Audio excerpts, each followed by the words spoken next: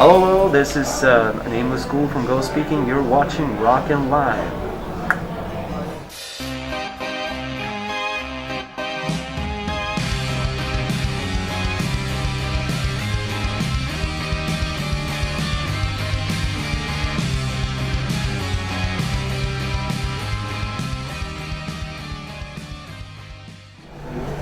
Very inspired. Obviously, a big honor to be, sort of led into the lion's den in the sense of the studio in which we recorded, which is the same studio that is in his movie, the Sound City film, which is actually sort of recorded almost at the same time as the EP. So it's very much that. If you see that film, that was exactly where we recorded it.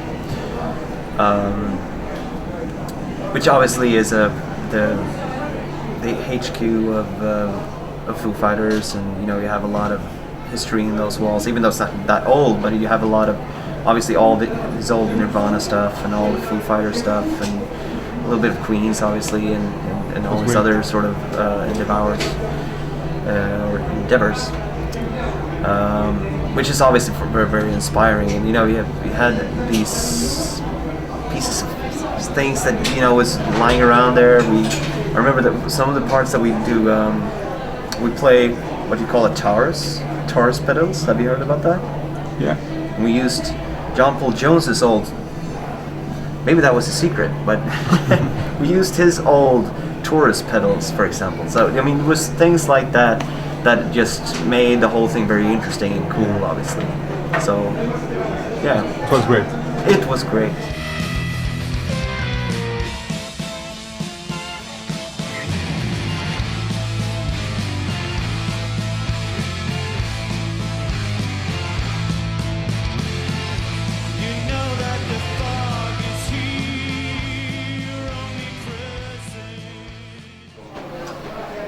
For us, it's not really as unorthodox as it's seemed to sort of come off to a lot of other people outside of Sweden. Because, first of all, Army of Lovers was a big band at the time. Obviously, they were sort of big in several countries in Europe, but they sort of stayed. I think that they might have remained a little bit longer in Sweden. And a lot of these persons are known media persons in Sweden. So they're constantly in the public eye. Alexander Bard, who was one of the main writers in the band, he's in the Idol jury, and obviously Camilla Henemark, who was the black singer in the band. She's a very known gala princess sort of. She recently released a book about her promiscuity, where she's actually talking about having sex with the king of Sweden. So, yeah, they're quite well known, that is. So, for us, it wasn't that weird. When the disease sees no cure, you know that the fog is here, omnipresent. When the intents remain obscure.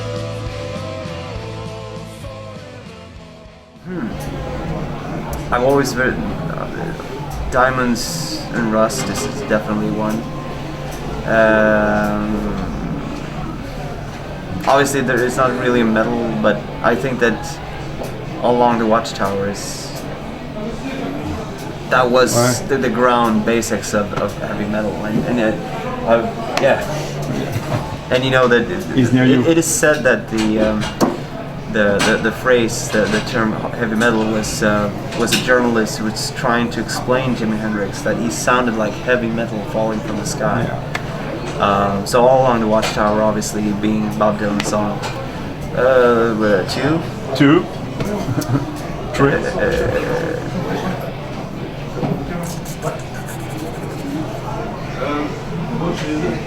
Witching Hour by Mayer.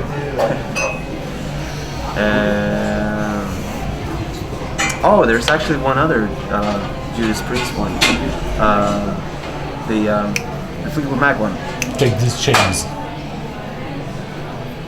No, I was thinking about but that is that's good as well. Oh fuck that.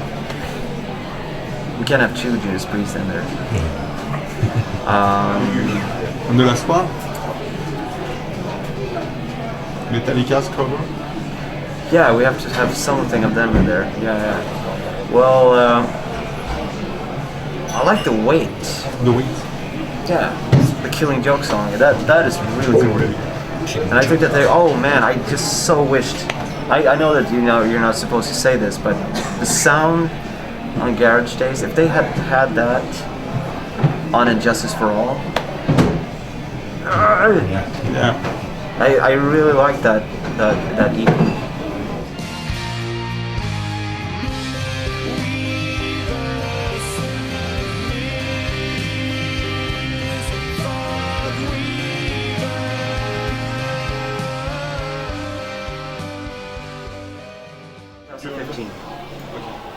Springtime 2015 is the idea, if everything goes according to plan.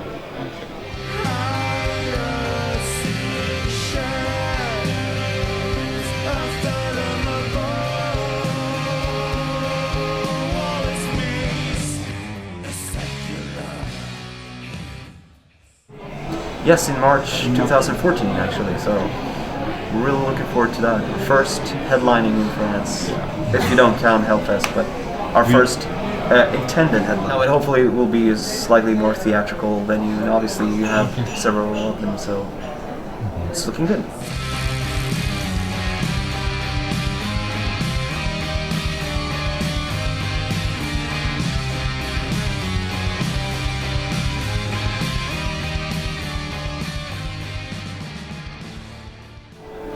So we're really looking forward to see you all in March.